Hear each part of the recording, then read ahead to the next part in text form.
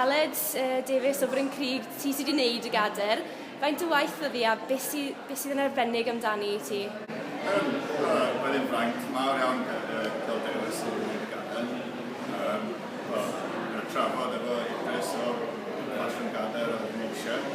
Mae eisiau gadair o rhywun gallu iwsio. Gallu iwsio o'n hwnnw. Dechrau fanna. Byd yn eraill sy'n dwi'n. A mae'n hardd iawn. Pa fath o goed nes ti ddefnyddio? Sawl yn olrhain yna. Mae'r coesau fan hyn wedi cael ei laminatio neu i wneud o siarad. Mae'n derwyd hynna, hwnna o'r ardal adra.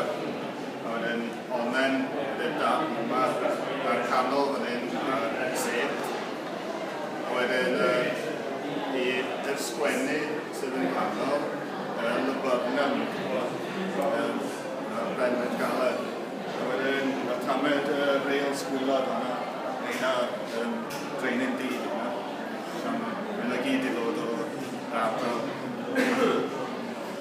A chithen berchenog cwmni Meithlon, oedd hi'n fraint dwi'n siŵr i cael noddi cadair Steddfod Cyffi Meirionnydd.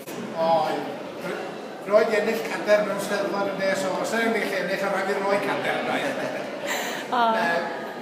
Wastad i bod efo ffermwyr ifanc a gyda trailer ar mwyaf ac yn gamlas i'r ffederasiwn Meirionnydd, gyson ni'n noddi ac pan mae nhw chlyster fel un yn digwydd, hwnna ddi gryllgar o'n cog ifanc yn ennill a mae'r ffarm, dwi'n siarad gwerth.